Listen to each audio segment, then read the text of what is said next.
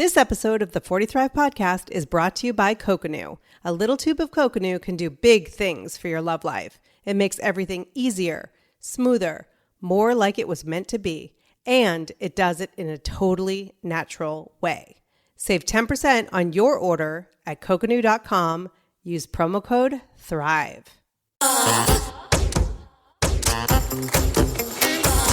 You're listening to the 40 Thrive podcast, the show created for women 40 and beyond, ready to shake things up. And now, your host, Jackie McDougall. Welcome to the 40 Thrive podcast. I am excited about this episode because it's the first in a series that's extremely important to me. For the past few years, it's been my honor to help women all over the U.S. find their voice through the power of podcasting. I believe women over 40 are a powerful force whose voices are so needed, whether it's in our communities, our families, our politics, or as a way to create global change. To celebrate women who have found their voice, often after feeling silenced or stifled, I've created special themed episodes I'll unveil one at a time. Today's episode and guest is a great kickstart to the Find Your Voice theme. On today's show, I'm speaking with advocate, author, and my friend, Kim Goldman. It's been 25 years since Ron Goldman and Nicole Brown were murdered.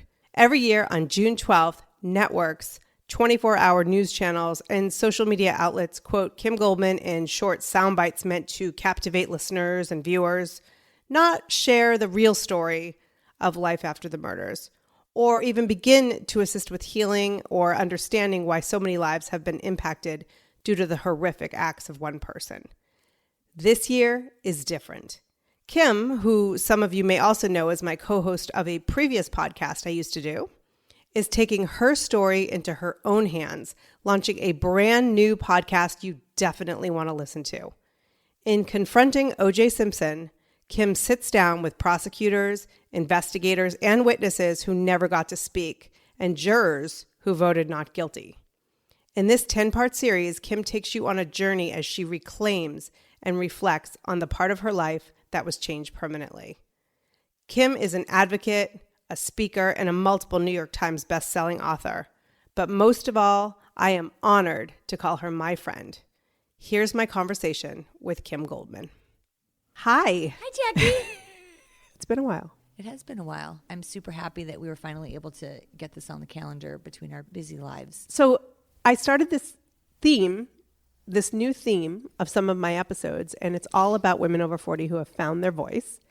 And clearly, you have been using your voice for good for a very long time, but you're stepping it up in a different direction. So let's talk about your podcast. Your podcast just came out yesterday. I know. It came quickly. We worked feverishly to make sure that we got it done in time. We had a target date. And so we've been busting our asses to get all the interviews done and to get the production elements in. And I'm learning so much about all of like the extra things you have to do to make a podcast sound cool, and the music and the artwork. Yeah, we never did that on broadcast. Our podcast was different. I didn't realize that this was, when I was first starting, they were telling me I have to walk around with Zoom, make sure that I'm recording getting in and out of the car, making sure that I'm recording ringing doorbells and nature sounds. And even if I'm walking through my garage to press the button, I'm like, what? And they said, it'll become second nature to you. But think of it like when you're writing, it's adjectives for your story, right? It's a way to describe the room. So now you're just using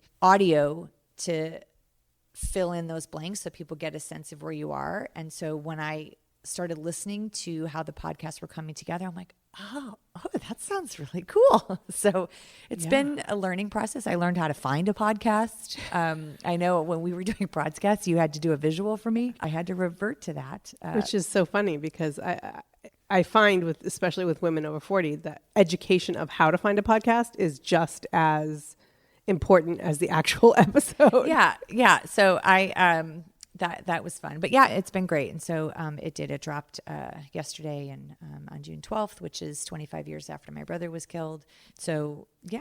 25 years. That's going to feel a little surreal. Yes and no, because I feel stalled in my growth in some ways, in my maturity and in my age. So sometimes I feel like it just happened, and other times I feel like it's been an eternity. It's just a number. The fact is that you work with teenagers, many of whom go through trauma. So you understand trauma more than your average person. You know it's not linear. For one of the episodes, I interviewed David Kessler, who's a grief specialist, and I could have had a whole series with him because he really was validating all of the things that I've been feeling for years. And the whole episode, you're going to just hear me saying, yes, okay, I'm not nuts. Okay, yes, thank you for validating. Okay, yes. It feels very isolating to be dealing with grief and trauma. And then when you step outside of your own little cocoon and you talk to other people who are experiencing it, there's that moment of like, thank you.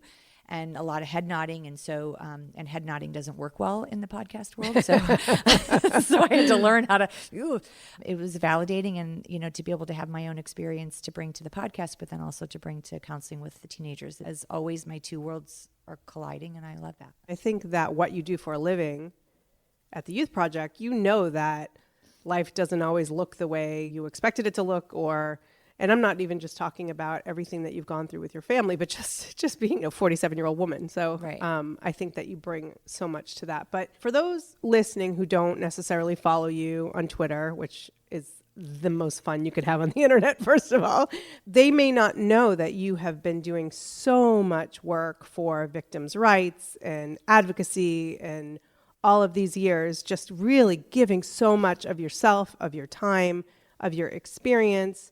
They may just see when the media decides to acknowledge that it's an anniversary. So right. Why the podcast now? I think for a very long time, I have tried to figure out how I could maximize what I feel is important, which is honoring victims and survivors and their plight and their resiliency and their courage and all of the great works that are being done around the country to move the ball forward in that regard. And so I've just really struggled, honestly, on how to do that. I've written books, I've lobbied, I've traveled to speak, I've pitched shows that all around victims and survivors to really highlight what goes on behind closed doors and behind the scenes. And there just isn't a market for it. For whatever reason, people that are decision makers, I should say, don't think there's a market for it. There is a market for it because people every day are being traumatized and suffering loss and grief and trauma. And we are such a huge demographic that I can't figure out why there's such a disconnect between the mass media and the reality of life, right? We watch people every day being killed, right? With all these, mass shootings and all of the stuff that we're watching on the news. If you're become sensitive to it, I want to be part of the process and I want to be part of telling stories. And so the podcast idea came out of really just wanting to confront my own grief, my own loss, my own trauma, my own struggles. But really it just is a vehicle to start to unveil other people's loss and trauma and grief. And hopefully future episodes and seasons will continue to do that. One of the things that you've said to me in the past multiple times, people are telling your story. And I remember you saying to me that you could not do any of this and people are going to tell your story, or you can actually have control, right, or at least a voice in your own story. Right. How do you go from experiencing this, watching people tell what they think is your story or the sexy parts of it, to like stepping out of the fear, stepping out of the grief in order to be confident in what you're putting out there? Well, I think I've always felt confident in putting out there what's important to me. It just doesn't make the cut, right? It just doesn't make the edit, right? So everything is reduced to a soundbite, or like you said, if it's not sexy, if it doesn't fit in the narrative that the producer or the host of whatever show I'm doing feels is the important narrative to tell. And so I'm frustrated in that process. And so doing this podcast and being able to have control over what message and what narrative I want to share, knowing what the important elements are to a story from a victim standpoint, from a resiliency standpoint, from all those things that are important, that's been freeing. And I have unfortunately gotten pretty good at being able to, not for the purpose of this show, getting my sound bites in, but I'm pretty good at being able to know how to craft a sentence and a phrase and a comment that can't get edited out and that can't get misinterpreted. But that's exhausting. And so the podcast lets it breathe a little bit. The podcast allowed me to share what I wanted to share on my own terms in my own space and have conversations with people that are important to me, that impacted my life, that are an integral part of my brother's trial and, quite frankly, my life for the last 25 years. And I wanted it on my terms. And again, you know, for future seasons, that's going to be the same model that we continue. So this season would be your story, but in future seasons, you could help others tell their stories. The goal of the show for Confronting is to confront. I struggled with the title in the beginning because it felt so confrontational, and it felt. And I know you're not a confrontational person. I'm not. But it felt the negative. You know, confronting sounds negative. You know, when you say it, like your brows, like even as I'm telling you, like I can feel my brows furrowing a little bit, you know, but I do think that there is something to be said for facing things head on and for stepping outside your comfort zone and confronting things that you might not otherwise do if you didn't have someone to do it alongside you. And so the show really does allow for us to kind of go back in time a little bit, to confront your own demons, your own grief, your own fears, your own injustice that has happened to you. And confronting can be a lot of different things for different people. And mine just happens to be, for this first episode, kind of just confronting people along the way that I had questions to ask and I never got an opportunity to, being able to talk to jurors in the case, law enforcement that I never really sat down and were able to ask questions about evidence and process and why decisions were made in the prosecution's office, et cetera. So I don't know. I kind of learned a lot as I went along. What kind of reaction did you get from some of these people who have been sort of hidden from this? You know, they're not necessarily all people who are in the spotlight of this case. What was that like? I was met with immediate acknowledgement and acceptance of the invitation to participate, which I was very emotional about. I didn't realize how emotional I would be about it. I mean, I a handful of years ago wrote a book, Media Circus, and it was sort of the same idea that I reached out to families involved in high-profile cases and asked them to participate in this book so we could have, you know, real-life, heart-to-heart conversations about the process, media, et cetera. And it was sort of that same feeling that people were like, yes, of course, what can I do? And I forgot that I had that success with that book. So when I started doing requests for this and I had the same success, I was like, oh my God, people like me. People want to help me. I kind of had like my own Sally Field moment, like over and over and over again. Right. So, but that feels amazing. I think being able to preface it with, you and I are in control of this conversation. You get to say what you want to say. It's just two people chit-chatting. It's not an interrogation. I'm not coming after you. You know, with the jurors, it was a little bit different because I do have some strong feelings. I can imagine. But it's been lovely. Why do you think they were so open to talking with you? Because I'm charming. And well, duh. Well, depending on the person, I think there is a connectedness that we all have, having experienced this case. And one of the themes that continued to show up in each of the episodes was that even though we all lived this same experience, we all traveled the path differently. And so while I may have been in the courtroom every single day listening to that testimony and having my own strong feelings, so did the jury. And while we were both watching evidence and watching pictures get thrown up on the screen or watching the defendant, and, you know, we all had other things we were thinking about, and we had different opinions that were being formed, and how this impacted us before, during, after, I just thought was fascinating. And so the reaction that I had from people that I don't necessarily have a relationship with, I was intrigued because they wanted to share their story. They wanted to help me. They thought they were giving me closure, I think, which hilarious. We all know is bullshit. Yeah. But the people that, you know, like a Chris Darden, for example, or Marcia Clark, who were the prosecutors, we have a relationship. We have a friendship. They love me. They want to do whatever they can to help me find my way, find my voice, find my peace. Others, you know, I think were wanting to get some things off their chest, and this seemed like an appropriate place to do that. And some people have always wanted to talk to me and just have never reached out. And so they were equally as giddy to participate as I was to ask. Are there certain people that were surprising to you that maybe you had an expectation and it went quite differently? I think the two jurors, I think probably,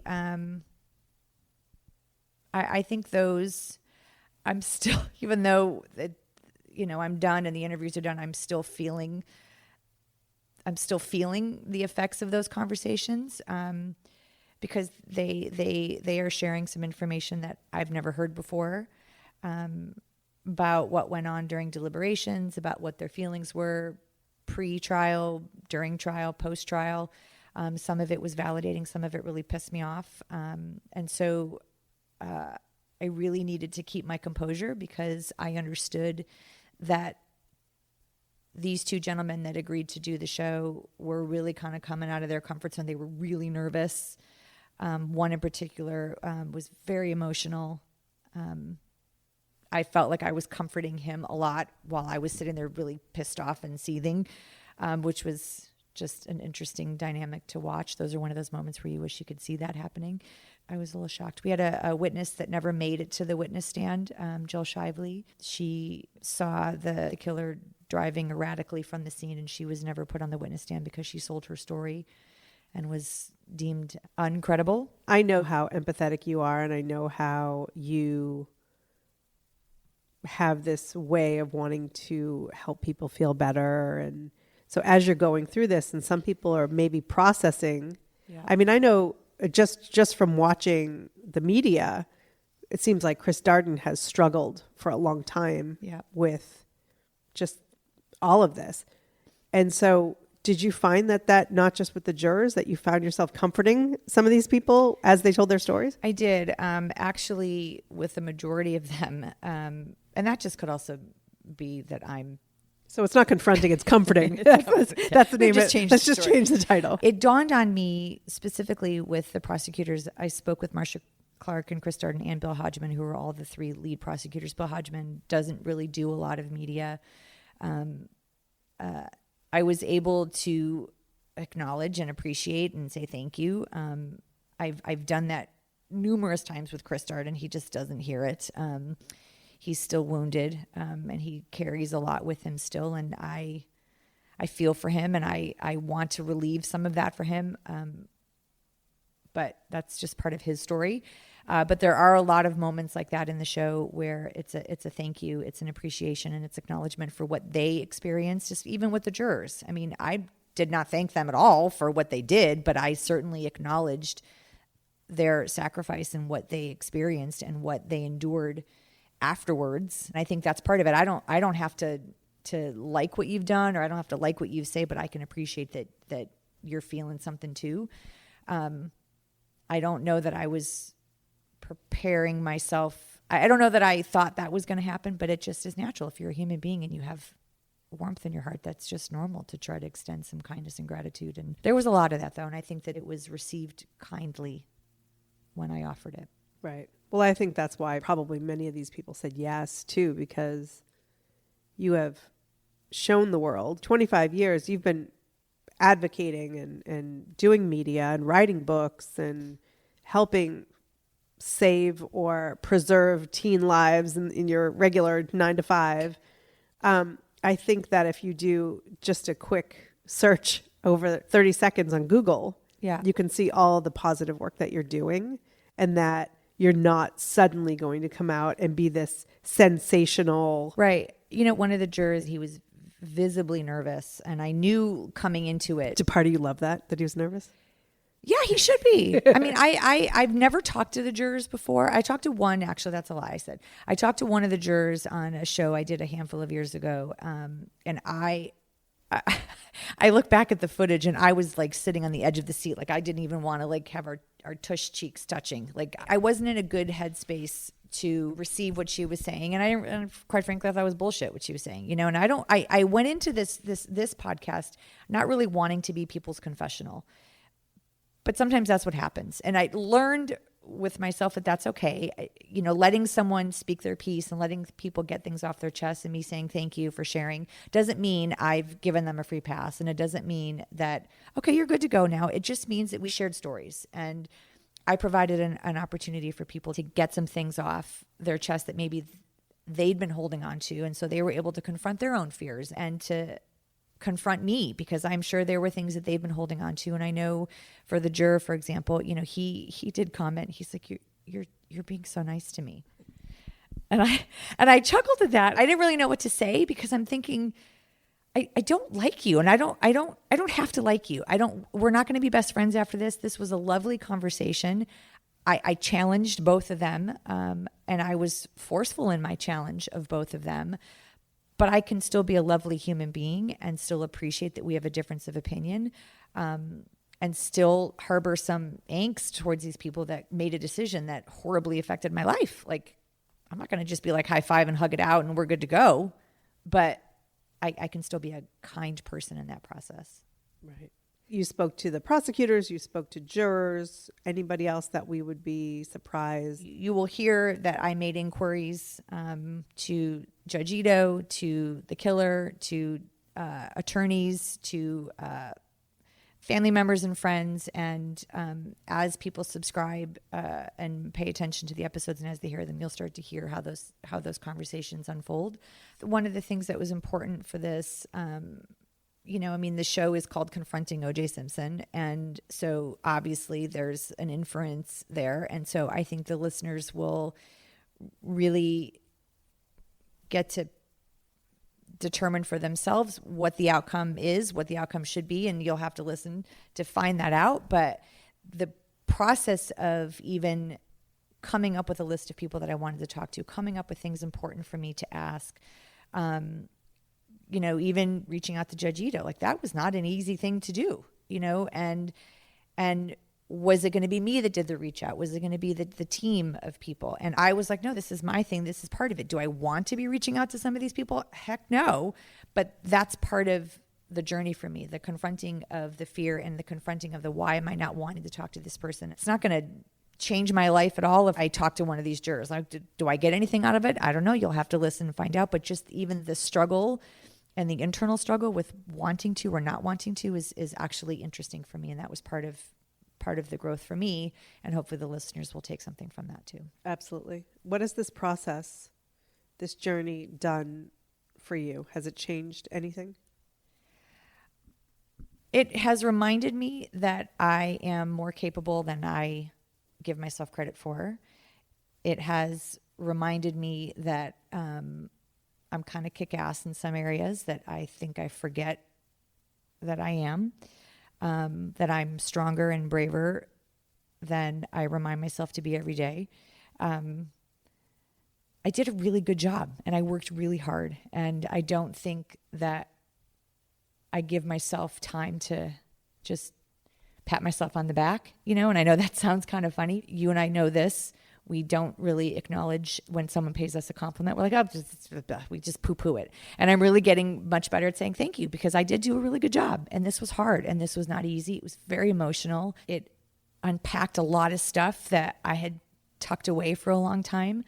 But in order for me to be of service to others, I need to make sure that I got my own shit handled and be prepared and know that I can handle more if I need to. I've suffered the worst possible thing ever. So this process was about reminding myself that I can handle almost anything. But I know that this is a stepping stone to me being able to tell other people's stories, and that's my ultimate goal. And I needed to deal with some of my own stuff in order to do that. As your friend, I've been following you pitching these show ideas for years. But I think that when it comes to TV, they're looking for, like we talked about, those sound bites and that sexy thing. And the power of podcasting, the power of not just having these conversations, but it's like an audio documentary where people can follow your journey, where you can tell your story, where there's room to breathe.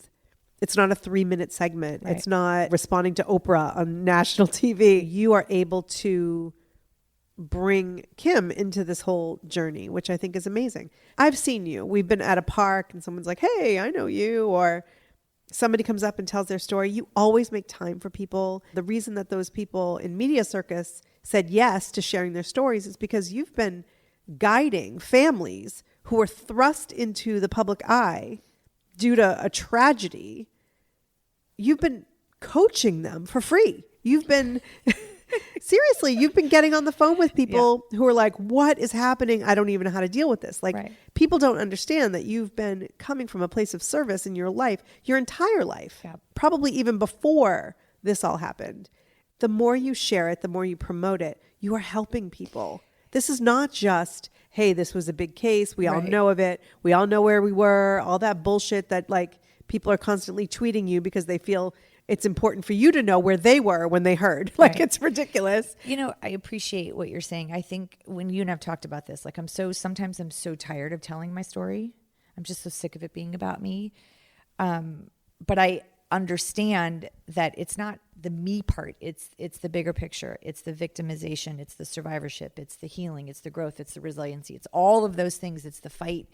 It's the giving yourself permission to not fight one day. Like it's all of that stuff, because I do think that I'm pretty candid about a lot of those things. I just want to be able to talk more about that rather than the sensationalistic part of the trial. Yes. And so I think the series, it will get to that part. I mean, we walked into this knowing this is going to be our first season. So we're already talking about what we're doing because that was always the goal, to get to the next one, to be able to impact somebody else's life. And I love that with the production team, that they all know that this is just the foundation for the first one and we got to get it out of the way, kind of a thing. Right. And so, but it doesn't mean that I'm not going to bring my own story, because that's what I think connects people. And because I have experienced so much, but I don't want it to always be about me, because I want to be able to help and coach, like you said, and teach, and to be able to share my experiences to help somebody else get to their better place. And I think I do that even with the youth project, my students. You know, we're always trying to get them to get to their better place. I just received an email again, you know, a couple days ago from a student. I forget what school she goes to. She's doing a paper on the trial and she wanted to ask me questions. I'm like, okay, it's 11:30 at night, but I want to be able to help. And it's a teenager and they're asked, like, that must have been hard. And people email me constantly about where they can find services in their cities and where can they learn about victims' rights, you know, for their trial. And there's so much out there and I can't help them all, but I want to do my part. But the fact is that you reply to a lot of these people. I have seen emails come in where people have been so awful to you, so disgusting. My whole thing was like, I would post them, publish them, do it. And you're like, no. So you have so much more grace than most people, but you sift through some of that and find the ones where you know that they need help and you reach out. Because I know that feeling of loneliness. I know that feeling of feeling isolated and, you know, feeling like you have no one to hear you. And I didn't have the benefit of that 25 years ago because we didn't even really have cell phones back then and the internet wasn't what it was. And so today, with people's ability to be able to find you everywhere, which is a little stalkery, but I don't want to not acknowledge that someone did that. Someone searched the internet, sought me out, and wrote an email, a tweet about their story and put themselves out there. And I don't always have the answers, but at least I can validate and I can say, I hear you, please keep reaching out. Let me see what I can find for you. And so then I have guilt if I don't get back to them right away, but that's for the Jewish guilt show. But I remember that feeling and I still have that. Sometimes I just feel lost. Like I don't, you know, I sit on the board for the National Center, Victims of Crime, and we're getting more in the weeds about the programs and the resources that we offer. And there's just so many people looking for help and looking for guidance and looking for comfort and connectedness that I want to be and do it all. I know that's not realistic, but that's where my heart is. I think a lot of people can relate to just that. You want to help every single person, but how do you practice, you know, the art of self-care when, I mean, this podcast alone is something that has pulled so much out of you and been so hard for you. Like, how do you fill the needs of Kim during all of this? I honestly don't know that I do. And so I'm having to find moments of each day that I feel like I've satisfied something or done something positive. And I'm hoping that those are the parts that are working on the self-care part, because I'm not somebody that does well with idle time. I want to be able to just zone out but I don't. I don't. We've had conversations about you trying to meditate. It's the best thing ever.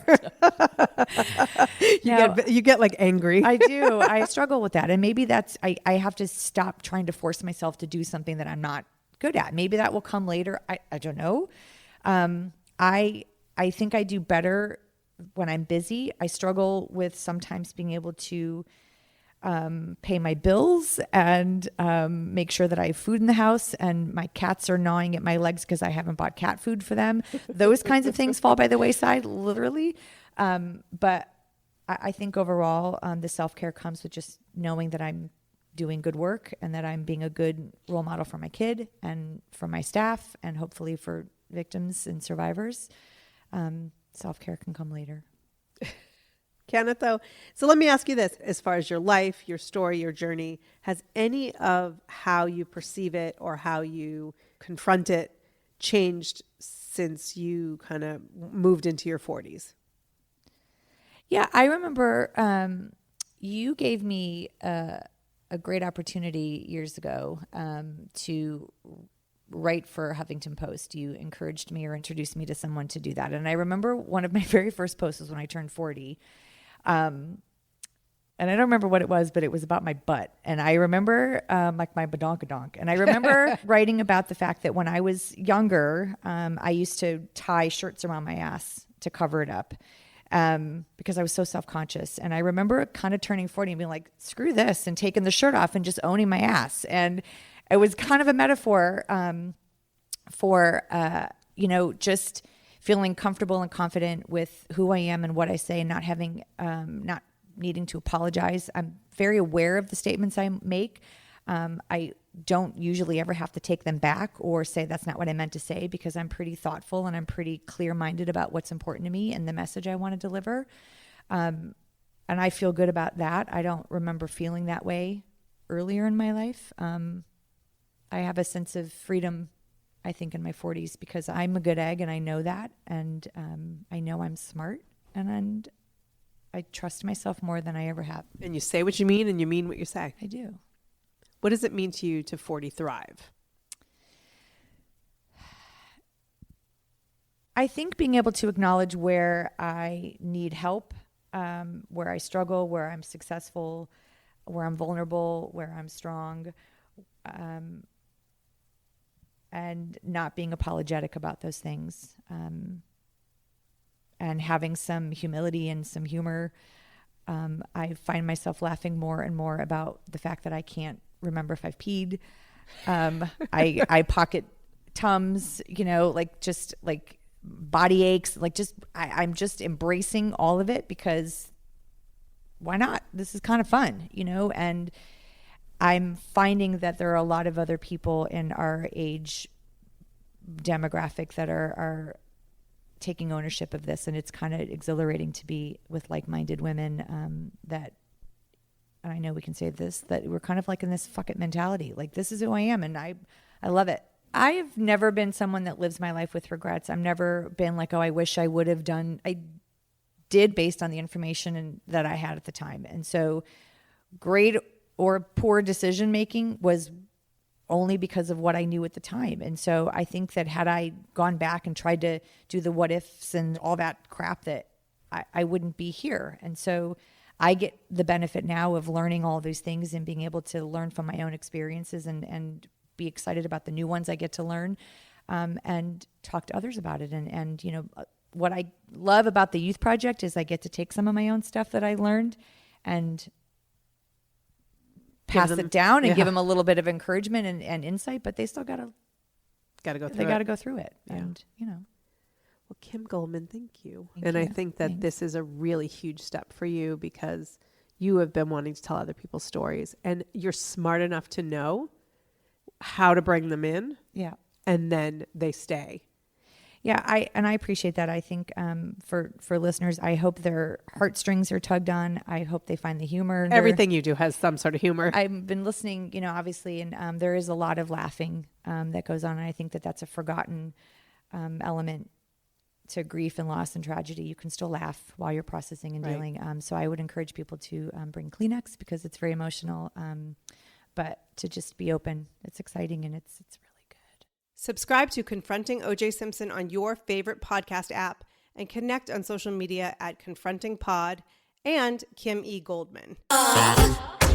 Thank you so much for listening to this episode. Don't forget to share with a friend, and subscribe to the podcast, and you will never have to search for it again. It'll automatically show up each week in your favorite podcast app. Until next time, take care and keep thriving.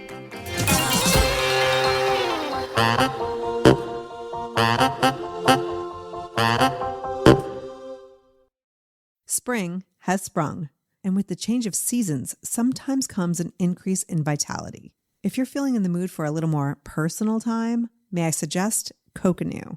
Coconut is all about providing clean and natural ingredients when you're enjoying your most intimate moments, with or without a partner.